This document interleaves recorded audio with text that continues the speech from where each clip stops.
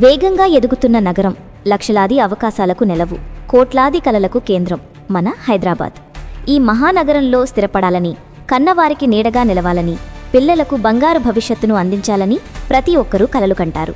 ఆ కలలో అతి ముఖ్యమైనది ప్రతి సామాన్యుడి జీవితాశయం, ఒక సొంత ఇల్లు. కానీ ఆ కల ఇప్పుడు కరిగిపోతోందా? ఆ ఆశయం అందని ద్రాక్షగా మారుతోందా? అవుననే అంటున్నాయి తాజా గణాంకాలు. హైదరాబాదులో సొంత ఇల్లు కొనుక్కోవాలనే సామాన్యుడి కల మరింత భారంగా మారింది.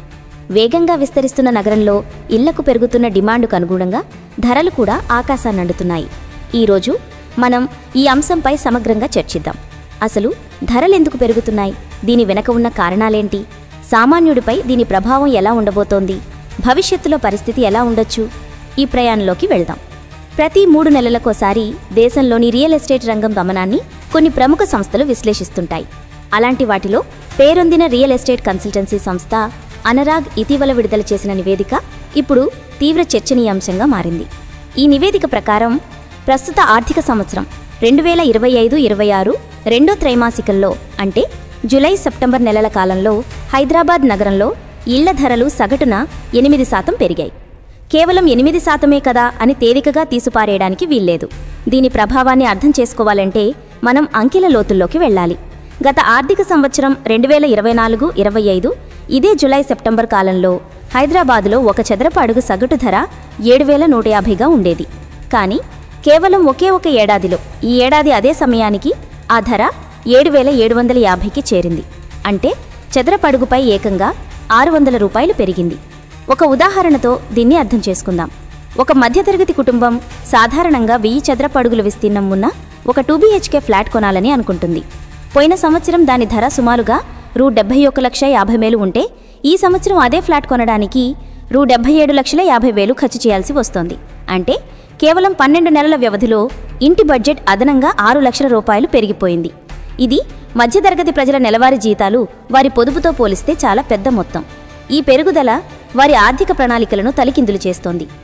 అసలు హైదరాబాద్లో ఇంత భారీగా డిమాండ్ ఎందుకు పెరిగింది? ధరలు ఎందుకు ఈ స్థాయిలో ఎగబాకుతున్నాయి? అనరాగ్ నివేదికతో పాటు రియల్ ఎస్టేట్ నిపుణులు కొన్ని ప్రధాన కారణాలను విశ్లేషిస్తున్నారు. మొదటిది నగరం యొక్క అనూహ్యమైన విస్తరణ. ఒకప్పుడు గచ్చిబౌలి, మాధాపూర్ అంటే నగరానికి శివారు ప్రాంతాలుగా చూసేవారు. కానీ ఇప్పుడు నగరం ఔటర్ రింగ్ రోడ్ హద్దులు దాటి విస్తరిస్తోంది. కొల్లూరు, పటాన్చెరు, కొంపల్లి, ఆదిభట్ల వంటి ప్రాంతాలు కొత్త నివాస కేంద్రాలుగా మారుతున్నాయి. ప్రభుత్వం కూడా నగరాన్ని నలువైపులా సమానంగా అభివృద్ధి చేయాలనే లక్ష్యంతో మౌలిక సదుపాయాలను, ముఖ్యంగా రోడ్ల అనుసంధానాన్ని మెరుగుపరుస్తోంది. ఈ విస్తరణ కొత్త వెంచర్లకు, గేటెడ్ కమ్యూనిటీలకు ఊతమిస్తోంది. దీంతో అపార్ట్మెంట్లు, ఇండిపెండెంట్ ఇళ్లకు విపరీతమైన గిరాకీ ఏర్పడింది. రెండవది బలమైన ఆర్థిక వ్యవస్థ మరియు ఉద్యోగ అవకాశాలు.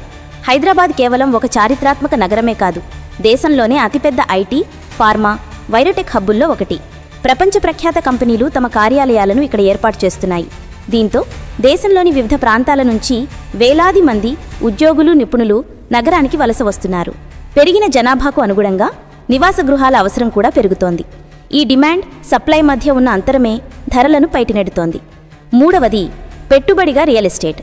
స్టాక్ మార్కెట్లలో ఉండే ఒడిదుడుకులతో పోలిస్తే భూమి లేదా ఇంటిపై పెట్టే పెట్టుబడి సురక్షితమైనదిగా, మంచి రాబడిని ఇచ్చేదిగా చాలామంది భావిస్తారు. హైదరాబాద్ రియల్ ఎస్టేట్ మార్కెట్ గత 10 ఏళ్ల కాలంగా స్థిరమైన వృద్ధిని కనబరుస్తుండటంతో కేవలం నివాసం కోసమే కాకుండా పెట్టుబడి కోసం కూడా చాలామంది ఇళ్లను, ఫ్లాట్లను కొనుగోలు చేస్తున్నారు. ఇది కూడా కృత్రిమంగా డిమాండ్ను పెంచి ధరలు పెరగడానికి ఒక కారణంగా మారుతోంది. నాలుగవది నిర్మాణ వ్యయం పెరగడం. ఇల్లు కట్టడానికి అవసరమైన ముడిసరుకులైన స్టీల్, సిమెంట్, ఇసుక, ఎలక్ట్రికల్, ప్లంబింగ్ సామాగ్రి ధరలు గత 2 సంవత్సరాలుగా విపరీతంగా పెరిగాయి. దీనికి తోడు నిర్మాణ రంగంలో పనిచేసే కార్మికుల వేతనాలు కూడా పెరిగాయి. ఈ పెరిగిన నిర్మాణ వ్యయాన్ని బిల్డర్లు నేరుగా కొనుగోలుదారులపై మోపుతున్నారు. ఇది కూడా ఫ్లాట్ల ధరలు పెరగడానికి ఒక ముఖ్య కారణం. ఈ ధరల పెరుగుదల కేవలం హైదరాబాద్ నగరానికే పరిమితం కాలేదు. ఇది దేశవ్యాప్తంగా ఉన్న ఒక ట్రెండ్లో భాగం. అనరాగ్ నివేదిక ప్రకారం దేశంలోని 7 ప్రధాన నగరాలైన ఢిల్లీ, ఎన్సీఆర్, ముంబై, బెంగళూరు, పూణే, చెన్నై, కోల్కతాలో కూడా ఇదే తరహాలో ధరలు పెరిగాయి.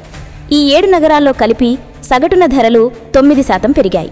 గత ఏడాది ఈ నగరాల్లో చదరపడుగు సగటు ధర 8,390గా ఉండగా ఇప్పుడది 9,110కి ఎగబాకింది. ఈ జాబితాలో అత్యధిక పెరుగుదల దేశ రాజధాని ప్రాంతం ఢిల్లీ, ఎన్సీఆర్లో నమోదైంది. అక్కడ లగ్జరీ ఇళ్లకు, అంటే అత్యంత ఖరీదైన విలాసవంతమైన గృహాలకు డిమాండ్ పెరగడంతో ధరలు ఏకంగా 24% పెరిగాయి. అక్కడ చదరపు అడుగు ధర 7,200 నుంచి 8,900కు చేరింది. ఇక మన పొరుగున ఉన్న భారతదేశ సిలికాన్ వ్యాలీగా పేరు పొందిన బెంగళూరులో 10% పెరుగుదల నమోదైంది. దేశ ఆర్థిక రాజధాని ముంబైలో 6%, కోల్కతాలో 6%, చెన్నైలో 5%, పూణేలో 4% చొప్పున ఇళ్ల ధరలు పెరిగాయి.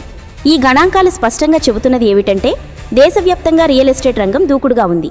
పట్టణీకరణ వేగవంతం కావడం, కొనుగోలు శక్తి పెరగడం వంటి కారణాలతో ఇళ్లకు డిమాండ్ బలంగా ఉంది. ఈ అంకెలు, శాతాలు, నివేదికలు ఆర్థికవేత్తలకు, పెట్టుబడిదారులకు ఆసక్తికరంగా ఉండొచ్చు. కానీ వీటన్నిటి వెనుక నలిగిపోతున్నది మాత్రం ఒక సామాన్య మధ్యతరగతి జీవి. నెలకు 50,000 నుంచి ₹1,00,000 మధ్య సంపాదించే ఒక ఉద్యోగి తన జీవితకాల సంపాదనను, అప్పులను జోడించి ఒక ఇల్లు కొనాలనుకుంటాడు. కానీ అతను డబ్బు కూడబెట్టే వేగం కన్నా ఇళ్ల ధరలు పెరిగే వేగం చాలా ఎక్కువగా ఉంటుంది. ఈరోజు 80 లక్షలు ఉన్న ఫ్లాట్ అతను డౌన్ పేమెంట్ కోసం డబ్బు సర్దు చేసుకునేసరికి ₹1,00,00,000 చేరుకుంటోంది. దీనివల్ల 2 ప్రధాన సమస్యలు తలెత్తుతున్నాయి. 1, సొంత ఇంటి కలను పూర్తిగా వాయిదా వేసుకోవడం లేదా వదులుకోవడం. 2, రాజీపడి నగరానికి ఇంకా దూరంగా, కనీస సౌకర్యాలు కూడా లేని ప్రాంతాల్లో ఇల్లు కొనుక్కోవడం. దీనివల్ల ప్రయాణ సమయం పెరిగి జీవిత నాణ్యత దెబ్బతింటోంది. ఇక గృహలోన్ల భారం గురించి ప్రత్యేకంగా చెప్పనక్కర్లేదు. ఇంటి ధర పెరిగే కొద్దీ తీసుకోవాల్సిన లోన్ మొత్తం పెరుగుతుంది. దీంతో నెలవారీ ఈఎంఐ కూడా పెరుగుతుంది. జీతంలో సింహభాగం ఇంటిలోనికే పోతుంటే పిల్లల చదువులు, వైద్య ఖర్చులు, ఇతర అవసరాలకు డబ్బు సర్దు చేసుకోవడం కత్తిమీద సాములా మారుతోంది. ఇది కుటుంబాల్లో తీవ్రమైన మానసిక ఒత్తిడికి, ఆర్థిక అభద్రతకు దారితీస్తోంది. ప్రభుత్వాలు అందరికీ ఇల్లు అనే నినాదాలు ఇస్తున్నప్పటికీ వాస్తవ పరిస్థితులు అందుకు భిన్నంగా ఉన్నాయి. మరి భవిష్యత్తులో పరిస్థితి ఎలా ఉండబోతోంది? ధరలు తగ్గుముఖం పడతాయా, లేక ఈ పెరుగుదల ఇలాగే కొనసాగుతుందా? రియల్ ఎస్టేట్ నిపుణుల అంచనా ప్రకారం హైదరాబాద్ వంటి వేగంగా అభివృద్ధి చెందుతున్న నగరాల్లో ఇళ్లకు డిమాండ్ ఇప్పట్లో తగ్గే అవకాశం లేదు. మౌలిక సదుపాయాల ప్రాజెక్టులు, కొత్త పరిశ్రమల రాకతో నగరం మరింత విస్తరిస్తుంది. కాబట్టి సమీప భవిష్యత్తులో ధరలు స్థిరంగా ఉండొచ్చు లేదా కొద్దిగా పెరగొచ్చు తప్ప గణనీయంగా తగ్గే సూచనలు కనిపించట్లేదు. అయితే కొనుగోలుదారులు కొన్ని జాగ్రత్తలు తీసుకోవచ్చు.